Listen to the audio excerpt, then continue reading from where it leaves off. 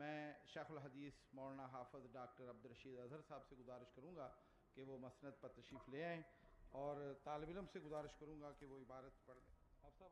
اعوذ باللہ من الشیطان الرجیم، بسم اللہ الرحمن الرحیم، اللہم صل علی محمد وعلی آل محمد كما صليت على إبراهيم وعلى آل إبراهيم إنك حميد مجيد، اللهم بارك على محمد وعلى آل محمد كما باركت على إبراهيم وعلى آل إبراهيم إنك حميد مجيد۔ باب قول الله تعالى ونضع الموازين القسط ليوم القيامة وأن أعمال بني آدم وقولهم يوزن، وقال مجاهد القسطاس العدل بالرومية، ويقال القسط مصدر المقسط وهو العادل، وأما القاسط فهو الجائر۔ قال حدثنا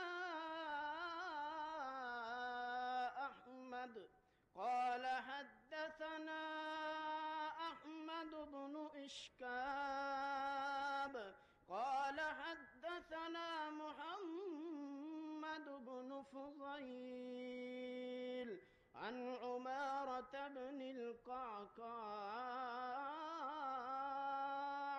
عن أبي زرعة عن أبي هريرة رضي الله عنه قال النبي صلى الله عليه وسلم كلمتان حبيبتان إلى الرحمن خفيفتان على اللسان ثقيلتان في الميزان، سبحان الله وبحمده سبحان الله العظيم۔ الحمد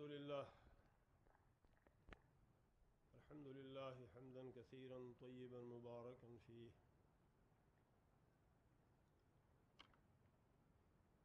نحمده ونستعينه ونستغفره ونعوذ بالله من شرور أنفسنا ومن سيئات أعمالنا، من يهده الله فلا مضل له ومن يضلل فلا هادي له، وأشهد أن لا إله إلا الله وحده لا شريك له، وأشهد أن محمدا عبده ورسوله۔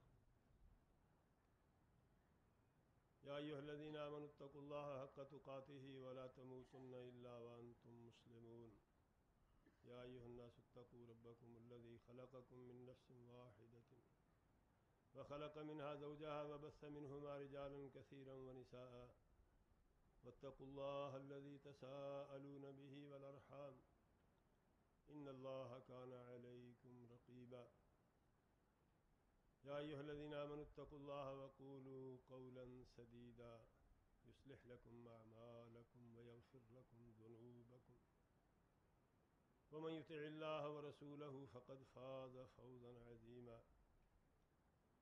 اللهم صل على محمد وعلى آل محمد كما صليت على إبراهيم وعلى آل إبراهيم إنك حميد مجيد. اللهم بارك على محمد وعلى آل محمد كما باركت على إبراهيم وعلى آل إبراهيم إنك حميد مجيد. رب اشرح لي صدري ويسر لي أمري واحلل عقدة من لساني يفقهوا قولي. اللهم انفعنا بما علمتنا وعلمنا ما ينفعنا وزدنا علما.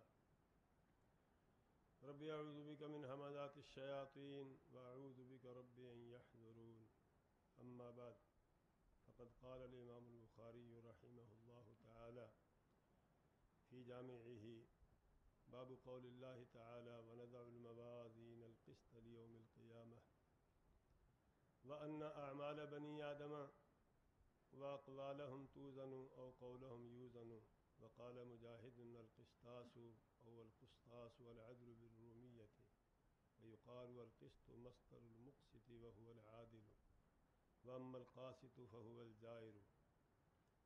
قال حدثنا أحمد بن إشكاب قال حدثنا محمد بن فضيل عن عمارة بن القعقاع عن أبي زرعة عن أبي هريرة رضي الله تعالى عنه قال قال النبي صلى الله عليه وسلم كلمتان حبيبتان إلى الرحمن خفيفتان على اللسان ثقيلتان في الميزان سبحان الله وبحمده سبحان الله العظيم سبحان الله وبحمده سبحان الله العظيم سبحان الله وبحمده سبحان الله العظيم.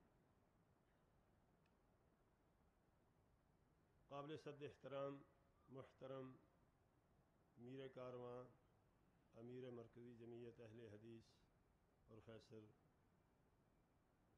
حافظ ساجد میر حافظہ اللہ تعالی، صدر مجلس محترم مولانا شیخ الحدیث حافظ عبدالعزیز علوی حافظہ اللہ تعالی، شیخ الحدیث مولانا حافظ مسعود عالم حافظہ اللہ تعالی، شیخ الحدیث مولانا محمد یونس حافظہ اللہ تعالی، شیخ الحدیث مولانا ارشاد الحق اثری حافظہ اللہ تعالی، صدر جامعہ الحاج بشیر احمد صاحب حافظہ اللہ تعالی، اور مدیر الجامعہ محترم جناب محمد یاسین ظفر، اساتذہ اکرام، عزیز طلبہ، حاضرین گرامی، السلام علیکم ورحمۃ اللہ وبرکاتہ.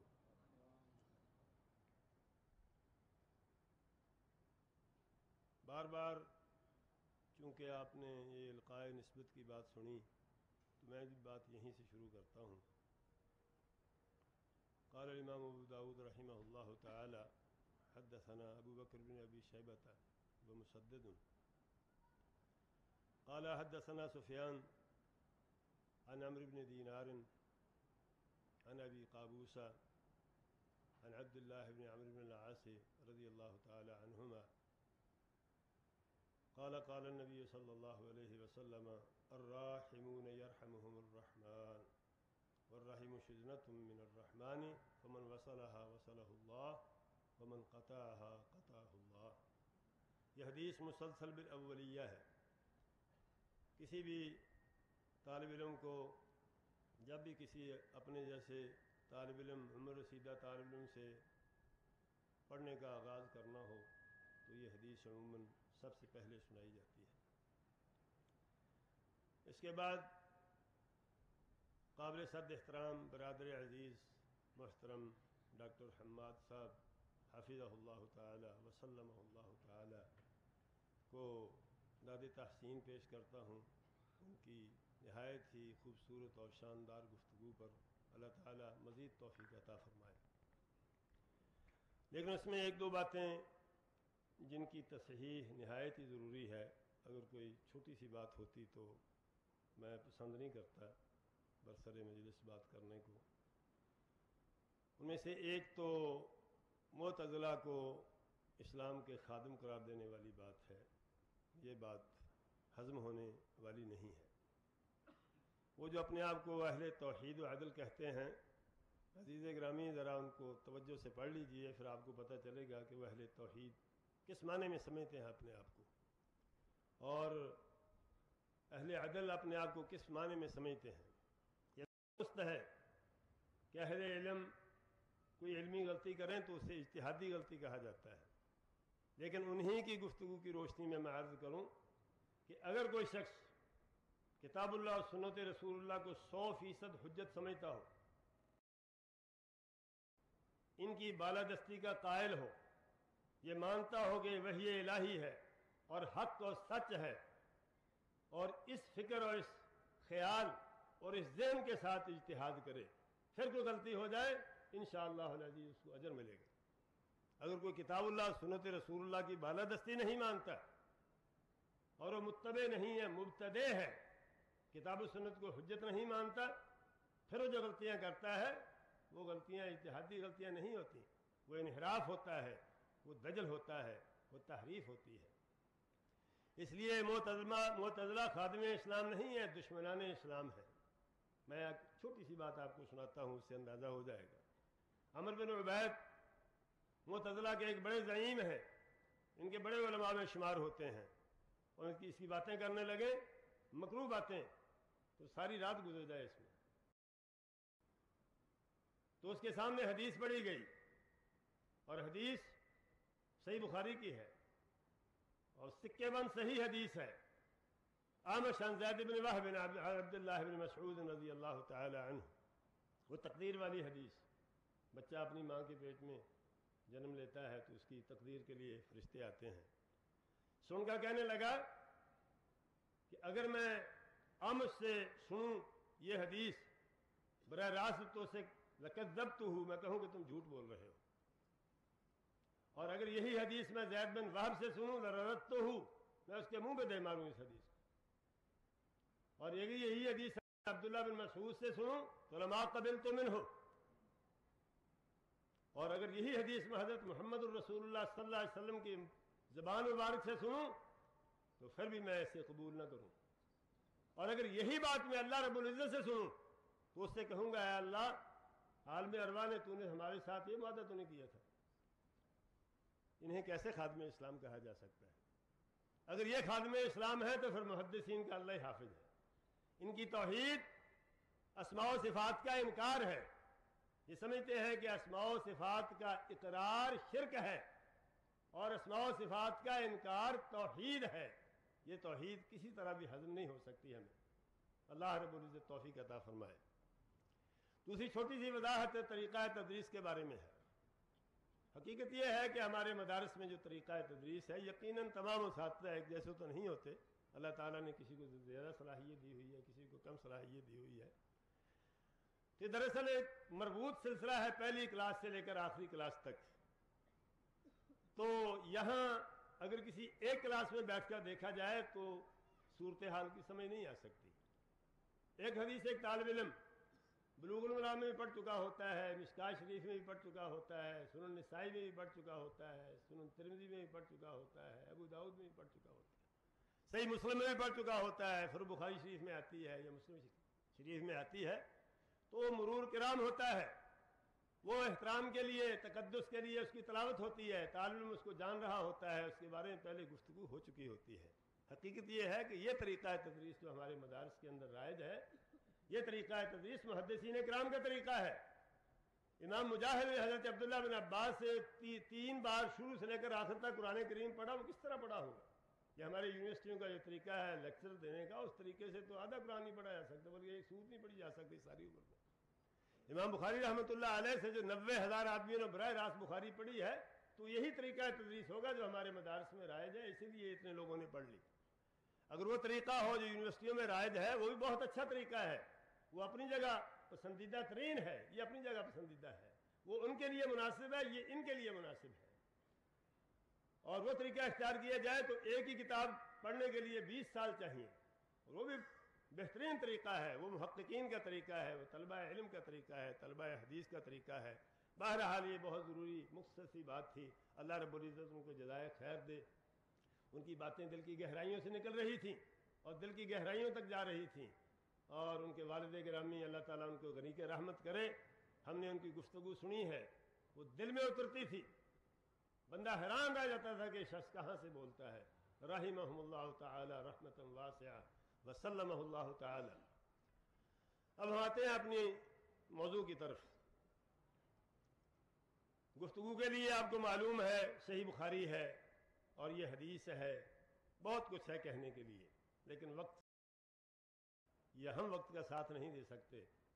اس لیے میری گفتگو ابتدا میں تھوڑا سا اسلام اور مسلک اہل حدیث کا مختصر سا تعارف, پھر اس میں امام بخاری رحمۃ اللہ علیہ کا کردار اور الجامع الصحیح کا کردار, پھر اگر اللہ رب العزت نے توفیق عطا فرمائی تو اس حدیث کے بارے میں کوئی دو چار باتیں, اور آخر میں اس حدیث کے اندر جو کچھ مذکور ہے اس کے بارے میں, اس ذکر کے بارے میں دو چار باتیں, اور آخر میں ضرورت محسوس ہوتی ہے طلبہ عزیز کو کوئی نصیحت کی باتیں کہنے کی.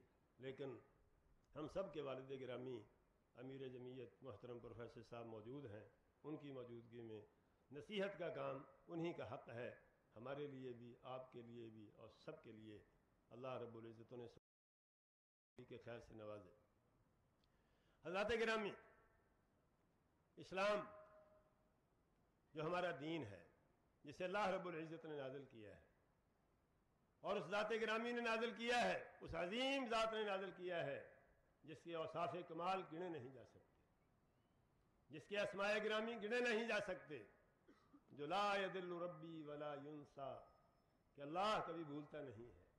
احاط بکل شیء علما, وہ کانا وما یکون کو جانتا ہے, جو کبھی کچھ ہوا ہے اس کو بھی جانتا ہے, جو صدیوں بعد زمانوں بعد ہونے والا ہے اس کو بھی جانتا ہے. ساری کائنات اس کے سامنے اس سے بھی زیادہ واضح اور روشن ہے جتنی ہمارے سامنے پلیٹ میں پڑی ہوئی کوئی چیز واضح ہوتی ہے, بلکہ ہمارے سامنے پڑی ہوئی پلیٹ میں کوئی چیز جو ہوتی ہے اس کی ایک سائڈ ہمیں نظر آتی ہے, دوسری سائڈ نظر نہیں آتی.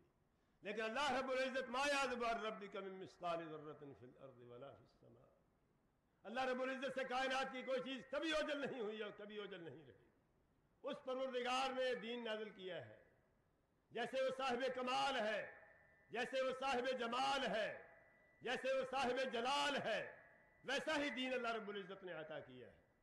جیسے وہ تمام نقائص سے پاک ہے, تمام عظیم الشان صفات سے متصف اور موصوف ہے, ویسے ہی اس کا اتارا ہوا دین بھی تمام اوصاف کمال سے متصف ہے.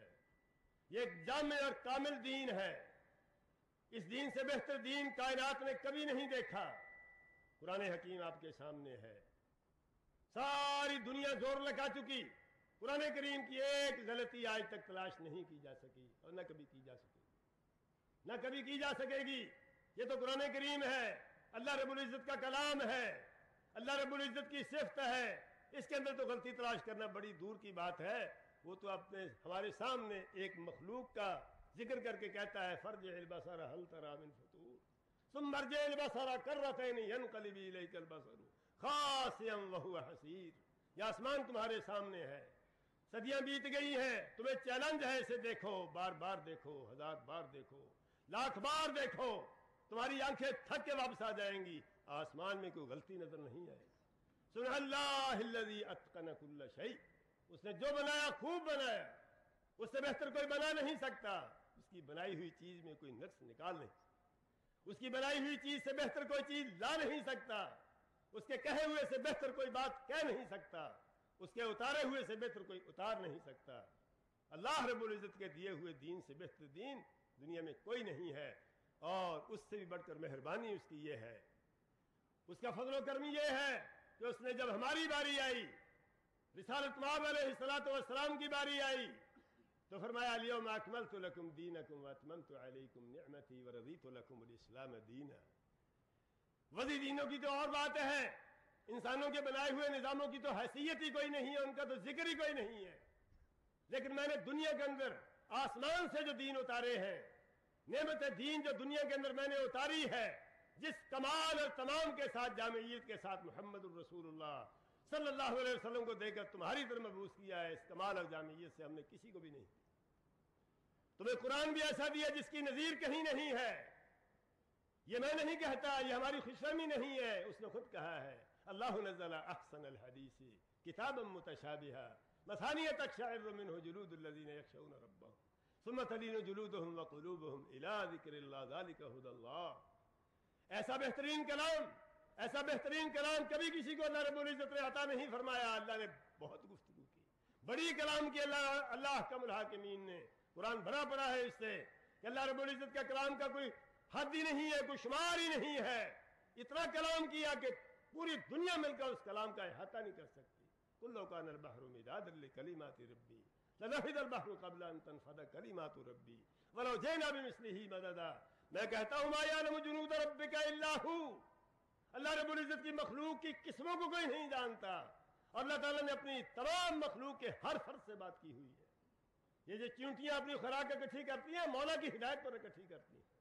تیرے ساتھی بندے اللہ رب العزت کلام کرتا ہے، جب تو اللہ کے دربار میں کھڑا ہو کر کہتا ہے الحمدللہ رب العالمین، تو اللہ کی طرف سے جواب آتا ہے حمدنی عبدی۔ جب تو کہتا ہے الرحمن الرحیم، وہاں سے جواب آتا ہے اثنى علی عبدی۔ جب تو کہتا ہے مالک یوم الدین، اللہ کہتا ہے مجدنی عبدی۔ تو کون اس کا کلام شمار کر سکتا ہے؟ اس سارے کلام میں سب سے بہترین اور سب سے خوبصورت اور سب سے جامع کلام اللہ تعالیٰ کا، جسے اس نے خود جامع قرار دیا ہے، وہ قرآن کریم فرقان حمید ہے۔ یہ حکمت بھرا کلام ہے، بلاغت بھرا کلام ہے۔ اللہ رب العزت نے ہمارا دین قرآن حکیم کی شکل میں اتارا۔ قرآن کریم کے اندر کوئی کمی نہیں ہے، کوئی نقص نہیں ہے، کوئی بات ایسی نہیں جو قرآن نے بیان نہ کر دی۔ تبیانا لکل شیء، ہر چیز بیان کر دی۔ صدیاں بیت جائیں، صدیاں بیت گئیں، کوئی مسئلہ دنیا کے اندر ایسا نہیں آئے گا جس کا بیان اللہ تعالیٰ نے اپنے قرآن میں اور قرآن کا بیان کرنے والے محمد الرسول صلی اللہ علیہ وسلم کی زبان مبارک پر کر نہ دیا۔ یہ الگ بات ہے کہ ہماری اس تک رسائی ہوتی ہے یا نہیں ہوتی۔ یہ امیر المومنین فی الحدیث، رئیس الفقراء فقہاء والمحدثین، امام بخاری رحمۃ اللہ علیہ، وراق کہتے ہیں میں نے امام بخاری رحمۃ اللہ علیہ سے سنا، فرما رہے تھے لا اعلم شیئا یحتاج الیہ الا وفی الکتاب والسنہ۔ میرے علم میں ایسی کوئی بات نہیں ہے، میں نہیں سوچ سکتا کہ دنیا میں انسان کو کسی شے کی ہدایت کے لیے ضرورت ہو اور وہ کتاب اللہ سنت رسول اللہ کے اندر موجود نہ ہو، کوئی ایسی بات نہیں ہے۔ تو میں نے اگلا سوال یہ کیا حل یمکن معرفت ذالک، کیا اسے سمجھا بھی جا سکتا ہے، اس تک رسائی بھی حاصل ہو سکتی ہے، اسے جانا اور پہچانا بھی جا سکتا ہے، اسے سمجھا بھی جا سکتا ہے؟ فرمانے لگے نعم، ہاں سمجھا بھی جا سکتا ہے۔ اور یہ بات امام بخاری رحمۃ اللہ علیہ کی زبان سے ہی زیب دیتی ہے، اور اسے صرف کہا نہیں ہے کر کے بھی دکھایا ہے، کہا نہیں ہے کر کے بھی دکھایا ہے، رحمہ اللہ تعالی رحمۃ واسعہ۔ بات دور نہ نکل جائے، میں عرض یہ کر رہا تھا اسلام اللہ حکم الحاکمین نے ہمارے لیے دین کے طور پر پسند کیا ہے، اور یہ ایک جامع اور کامل دین ہے، مبنی پر عدل ہے، آسان دین ہے، اس کے محاسن بے شمار ہیں۔ میں کہتا ہوں اللہ رب العزت تو اللہ ہے، اللہ تو اللہ ہے، اس کی تو صفتیں، اس کے اسماء تو گنے ہی نہیں جا سکتے، کسی کو معلوم ہی نہیں ہے۔ حدیثوں کے اندر اس کی وضاحت موجود ہے کہ اللہ رب العزت کے اسماء، تمام اسماء اور تمام اوصاف کا کسی نے احاطہ نہیں کیا۔ سید الاولین والآخرین، امام الانبیاء والمرسلین، علیہ افضل الصلاۃ والتزکیات، فداہ ابی و امی و روحی و جسدی و نفسی، وہ فرماتے ہیں لا احصی ثناء علیک انت کما اثنیت علی نفسی۔ اس سے بڑھ کر بھی اللہ کی کسی نے حمد و ثنا کی ہوگی؟ ساری کائنات میں سب سے بڑھ کر حمد و ثنا کرنے والے تھے، اسی لیے تو ان کا نام احمد تھا، اسی لیے تو ان کا نام احمد تھا۔ احمد کہتے ہی اسے ہیں جو سب سے بڑھ کر اللہ رب العزت کی حمد و ثنا کرنے والا ہو۔ انہوں نے بھی سارا کچھ کر کے آخر میں کیا کہا؟ لا احصی ثناء علیک انت کما اثنیت علی نفسی۔ اور یہ کہا بھی کیسے وقت میں؟ حضرت عائشہ صدیقہ رضی اللہ تعالیٰ عنہ فرماتی ہیں رات کو میں نے ایک دن بستر میں امام الانبیاء کو گم پایا، بستر پر نہیں تھے، تو میری طبیعت ذرا پریشان ہوئی، میں نے ڈھونڈنے کی کوشش کی، فوراً ہی مل گئے، وہیں اللہ رب العزت کے حضور سجدہ ریز تھے، پیشانی اللہ کے حضور رکھی ہوئی ہے، میرے ہاتھ آپ علیہ الصلوۃ والسلام کی قدموں کی پیچھے لگے، گڑے ہوئے قدم تھے۔ آج تک ہمیں بھی معلوم ہے امام الانبیاء اندھیرے میں سجدہ کرتے تھے تو قدم کیسے رکھتے تھے۔ مائی صاحبہ کی امام الانبیاء سے محبت کے نتیجے میں ہمیں علم حاصل ہو گیا، رضی اللہ تعالی عنہ وصلی اللہ علیہ وسلم۔ اور آپ فرما رہے تھے، سجدے میں پڑے گڑ گڑا رہے تھے، اللہم انی اعوذ برضاک من سخطک وبمعافاتک من عقوبتک وبک منک لا احصی ثناء علیک انت کما اثنیت علی نفسی۔ اللہ میں نے تیری بڑی تعریفیں کی، لیکن میں تیری تعریفوں کی کنہ کو نہیں پا سکا، اس کی انتہا کو نہیں پا سکا۔ وہ تیرے محمد اور محاسن جن کا بیان ہونا چاہیے میرا علم اس سے کم ہے، میں ایسا نہیں کر سکا۔ اور حدیث شفاعت میں آپ پڑھ چکے ہیں حضرت محمد الرسول اللہ صلی اللہ علیہ وسلم کا فرمان کہ میں قیامت کے دن اللہ کے دربار میں سجدہ ریز ہو جاؤں گا اپنی امت کی بخشش کے لیے اور امت کی شفاعت کے لیے۔ اور پھر اللہ رب العزت میں یفتح اللہ، پھر اللہ رب العزت مجھے ایسے الفاظ عطا فرمائیں گے، ایسے کلمات سکھائیں گے، اپنے ایسے محامد و محاسن سکھائیں گے، اپنی تعریف کے ایسے کلمات سکھائیں گے جو مجھ سے پہلے اللہ نے کسی کو نہیں سکھائے۔ میں ان کلمات سے اللہ کی تعریف کروں گا تو اللہ خوش ہو کے فرمائیں گے اے محمد سر اٹھاؤ، مانگو کیا مانگتے ہو میں دیتا ہوں۔ اور وہ حدیث تو معروف ہے، وہ تو آپ سب نے سنی ہوئی ہے، اللہم انی عبدک وابن عبدک وابن امتک ناصیتی بیدک ماض فی حکمک عدل فی قضاؤک اسألک بکل اسم هو لک سمیت به نفسک وانزلته فی کتابک او علمته احدا من خلقک او استاثرت به فی علم الغیب عندک ان تجعل القرآن ربیع قلبی ونور صدری وجلاء ہمی وحزنی۔ اللہ اکبر۔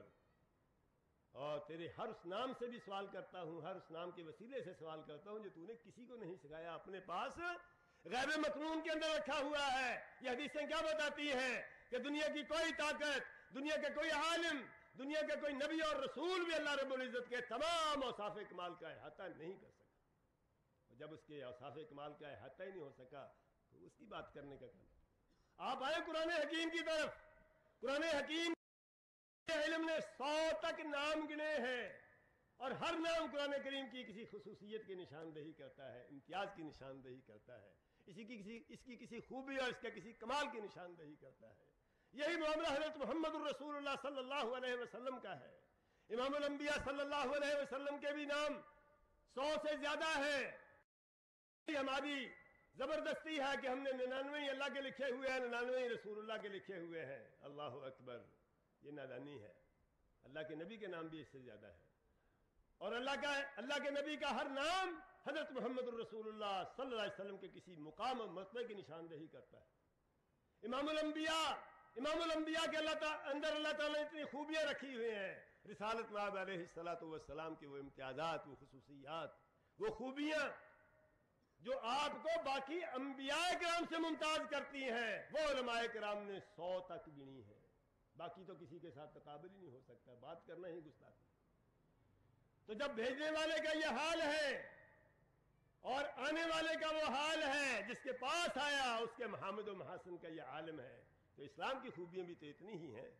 بھیجنے والا صاحب کمال ہے، جس کے پاس آیا وہ بھی صاحب کمال ہے، اور جو آیا وہ بھی صاحب کمال ہے، تو پھر اسلام بھی صاحب کمال ہے۔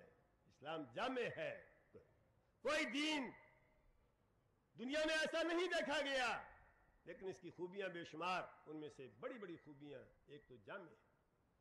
جامع کا مطلب کہ جیسا کہ میں نے عرض کیا، زندگی کا کوئی شعبہ، زندگی کی کوئی ضرورت، ہدایت کا کوئی مسئلہ، عبادت کا کوئی مسئلہ، معاملات کا کوئی مسئلہ، عقیدے کا کوئی مسئلہ، ماضی کا کوئی مسئلہ، مستقبل کا کوئی مسئلہ، خاندان کا کوئی مسئلہ، عشیرے کا کوئی مسئلہ، ذات کا کوئی مسئلہ، جماعت کا کوئی مسئلہ، قوم کا کوئی مسئلہ، کوئی بین الاقوامی مسئلہ ایسا نہیں ہے جو اللہ رب العزت نے کتاب اللہ اور سنت رسول اللہ میں بیان نہ کر دیا ہو۔ یہ معنی ہے اسلام کی جامع ہونے، اور یہی صورت اس کے کامل ہونے کی ہے۔ جس مسئلے میں کتاب اللہ اور سنت رسول اللہ سے ہدایت مل جائے، رہنمائی مل جائے، اس مسئلے میں اس سے بہتر رہنمائی کائنات میں کہیں نہیں مل سکتی۔ اگر کوئی تلاش کرتا ہے تو وہ گمراہ ہے، اگر کوئی تلاش کرتا ہے تو وہ گمراہ ہے۔ اور یہی معاملہ اس کے عدل کا ہے، یہ عدل پر مبنی ہے، اور عدل بھی صرف اسلام میں ہی ہو سکتا ہے، اور کہاں ہو سکتا ہے؟ جو بھی نظام وضع کرے گا، جو بھی نظام بنائے گا، اس کے ذاتی رجحانات ہوں گے، اس کی ہوائے نفس ہوگی، اس کی ضروریات ہوگی، اس کی کوئی بیوی ہوگی، کوئی اس کا خاندان ہوگا، کوئی اس کی اولاد ہوگی۔ دیکھتے نہیں ہو منشور کی کیا گت بنتی ہے، ہمارے ملک کے منشور اور دستور کی کیا گت بنتی ہے؟ جو بھی پارٹی آتی ہے وہ اپنے مفادات کو سامنے رکھ کر کوئی نہ کوئی ترمیم کر لیتی ہے، اس لیے کہ اس کے رجحانات ہوتے ہیں، اس سے باہر نکل نہیں سکتا انسان، ممکن ہی نہیں۔ اس لیے انسان کوئی جامع نظام نہیں بنا سکتا، کوئی کامل نظام نہیں بنا سکتا، اور انسان کا بنایا ہوا نظام کبھی بھی 100% عدل پر مبنی نہیں ہو سکتا۔ عدل پر مبنی نظام اسی کا بنایا ہوا ہوگا جس کی نہ بیوی ہے، نہ بچے ہیں، نہ خاندان ہے، نہ اس کی کوئی ضرورت ہے، نہ اس کا کوئی رجحان ہے، ساری دنیا اس کے سامنے برابر ہے. آج کسی کو نظر نہیں آتا تو کل میدان محشر میں نظر آ جائے گا جب بادشاہ اور فقیر سارے کے سارے اللہ کے دربار میں صفے باندھ کر کھڑے ہوں. وجاء ربک والملک صفا صفا وجاء ربک والملک صفا صفا. تب پتہ چلے گا سارے برابر ہیں. تو عدل وہی کر سکتا ہے, اس سے بہتر کوئی عدل نہیں کر سکتا, بلکہ کوئی عدل کر ہی نہیں سکتا. یا پھر اس کے بھیجے ہوئے رسول حضرت محمد الرسول اللہ صلی اللہ علیہ وسلم, جن کو اس نے خود معصوم عن الخطا قرار دیا ہے, جس کو اس نے خود معصوم عن الخطا قرار دیا ہے, جس کی مسلسل نگرانی کی ہے, جس کی ایک ایک حرکت اور ایک ایک سکون, ایک ایک بات اللہ رب العزت کی نگرانی میں ہوتی تھی, جس کا تزکیہ اللہ تعالیٰ نے آسمانوں سے اتارا ہے, یا وہ عدل کر سکتا ہے؟ اور کسی سے عدل کی توقع نہیں ہو سکتی. کوششیں ہو سکتی ہیں, پھر دنیا کے اندر کون عدل کرے گا؟ جو کتاب اللہ اور سنت رسول اللہ کے مطابق چلے گا وہ عدل کرے گا. اس کے سوا پارٹی رجحانات آئیں گے, حزبی رجحانات آئیں گے, مذہبی رجحانات آئیں گے, مسلکی خیالات آئیں گے, پارٹی مضبوط کرنے کا شوق آئے گا, مسلک کو مضبوط کرنے کا شوق آئے گا, استادوں کی عزت بڑھانے کا شوق ہوگا, اپنے اماموں کی عزت بڑھانے کا شوق ہوگا. اور یہی تفسیر بالرائے ہے, یہی مضمون تعویل ہے, اور یہی ایسا عمل ہے جس کی وجہ سے انسان عدل سے ہٹ جاتا ہے. میں یہاں یہ کہنے میں باک محسوس نہیں کرتا کہ علماء حق وہ ہوتے ہیں جو اپنے ذاتی رجحانات اپنے دین پر اثر انداز نہیں ہونے دیتے, دین کے مطابق ڈھلتے ہیں, دین کو اپنی خواہشات کے مطابق نہیں ڈالتے, خود ڈھلتے ہیں دین کو نہیں ڈالتے, خود بدلتے ہیں دین کو نہیں بدلتے, اپنے خلاف بات ہو تو وہ بھی کر دیتے ہیں, اپنے حق میں ہو تو وہ بھی کر دیتے ہیں. مائی صاحبہ رضی اللہ تعالی عنہ فرماتی ہیں اگر اللہ کے نبی نے کوئی بات چھپانی ہوتی تو اس آیت کو چھپاتے جو سورہ احزاب کے اندر ہے, استقول الذی انعم اللہ علیہ وانعمت علیہ امسک علیک زوجک واتق اللہ وتخفی فی نفسک ما اللہ مبدیہ وتخشى الناس فاللہ حق ان تخشاہ. لیکن امام الانبیاء نے وہ بھی پڑھ کے سنا دی, بسر عام پڑھ کے سنا دی, آج ہم بھی پڑھ رہے ہیں. اس کا مطلب ہے کہ محمد کریم علیہ الصلوۃ والسلام نے دین کا ایک لفظ بھی نہیں بدلا, ایک لفظ بھی نہیں چھپایا, ایک لفظ بھی نہیں بڑھایا, عدل پر قائم رہے. اللہ رب العزت کے دین پہنچانے کا یہ اسلوب اور یہ سلیقہ, یہی اس کے شایان شان تھا جس کو اللہ نے اپنا خاتم الانبیاء رسول بنا کر بھیجا. کیا اعتماد ہے, اور کیا اخلاص ہے, اور کیا محبت ہے, اور کیا امانت اور دیانت ہے. 1,00,000 کا مجمع سامنے کھڑا ہے اور پوچھ رہے ہیں بتاؤ کہ میں نے اللہ کا دین تمہیں پہنچا دیا کہ نہیں پہنچا. سب نے گواہی دی اللہ کے رسول نے پہنچا دیا. اس سے بھی بڑھ کر اخلاص, اس سے بھی بڑھ کر اللہ رب العزت کے ساتھ محبت اور تعلق, اللہ رب العزت کو گواہ بنا کے کہہ دیا کہ اللہ گواہ رہنا بندے تیرے کیا کہہ رہے ہیں, میں نے تیرا دین من وعن پہنچا دیا ہے. یہ عدل اسلام کا ترہ امتیاز ہے. علماء حق کون ہوتے ہیں؟ جو خود بدلتے ہیں دین کو نہیں بدلتے. اور علماء سو کون ہوتے ہیں؟ جو دین کو بدلتے ہیں خود نہیں بدلتے, دین کو اپنی خواہشات کے مطابق کرتے ہیں. اور ایک بہت بڑی خصوصیت اسلام کی, الدین یسر ما جعل علیکم فی الدین من حرج, ما جعل علیکم فی الدین من حرج, لا یکلف اللہ نفسا الا وسعها لها ما کسبت وعلیہا ما اکتسبت ولقد یسرنا القرآن للذکر فہل من مدکر. اللہ مہربان ہے, دین آسان ہے, ہر شخص کی سمجھ میں آنے والا ہے. بدوؤں کو بھی سمجھ آ گیا, چرواہوں کو بھی سمجھ آ گیا, اونٹ چرانے والوں کو بھی سمجھ آ گیا. اس لیے دین آسان ہے. یہ 4 باتیں اب میں توجہ دلانا چاہوں گا حضرات گرامی. یہ ہمارا اسلام ہے, یہ ہمارا دین ہے. اس دین پر بطور جامع دین کے کون ایمان لایا ہے اس دنیا میں؟ یہ توجہ دینے کی بات ہے, اس میں توجہ کی ضرورت ہے. اس کو اس جامعیت کے ساتھ کس نے قبول کیا ہے؟ کون ہے جس نے اپنی مرضی کو پیچھے پھینکا ہے, اللہ رب العزت کی رضا کو آگے رکھا ہے؟ اس نے کہہ دیا ہے رضیت لکم الاسلام دینا, میں نے تمہارے لیے اسلام کو بطور دین پسند کیا ہے. تو پھر اس دین کو بطور دین 100% کس نے تسلیم کیا ہے؟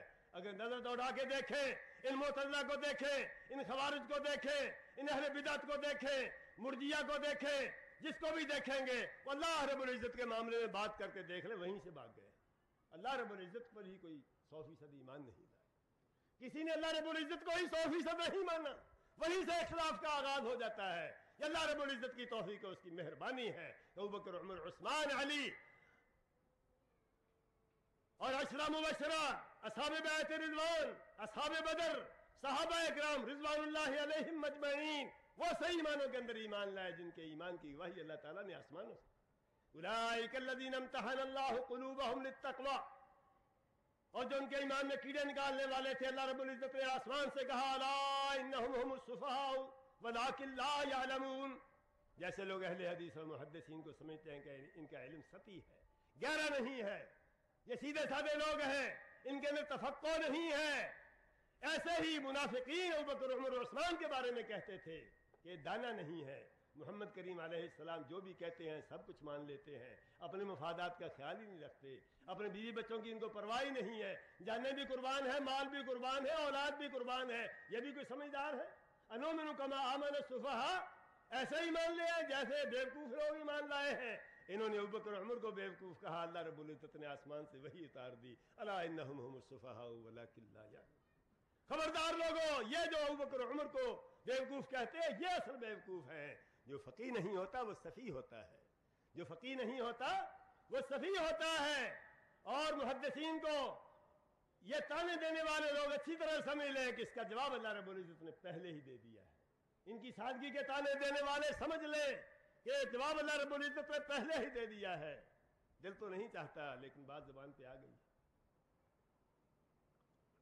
औज़ाई की इमाम हनीफा रहमतुल्लाह अलैह से गुफ्तगू हुई, दोनों पर अल्लाह ताला रहमतें नाज़िल फरमाए. औज़ाई ने रफ़अ दैन की हदीस पेश की, इमाम अबू हनीफा रहमतुल्लाह अलैह ने अदम रफ़अ दैन की हदीस पेश की. तो उन्होंने सनद पढ़ी, इमाम औज़ाई ने उसके जवाब में सनद पढ़ी. ज़ुहरी अन सालिम अन अब्दुल्लाह इब्न उमर रज़ियल्लाहु ताला अन्हु रसूल सल्लल्लाहु अलैहि वसल्लम. आगे से जवाब आया हम्माद अन इब्राहिम अन्नखी अन अलक़मता अन अब्दुल्लाह इब्न मसऊद रज़ियल्लाहु ताला अन्हु. उन्होंने कहा मेरी सनद मुख्तसर है, मेरा रसूलुल्लाह के साथ कुर्ब ज्यादा है, मेरी सनद में सिर्फ 3 वास्ते हैं, आपकी सनद में 4 वास्ते हैं, इसलिए ये ज्यादा काबिल एतमाद है.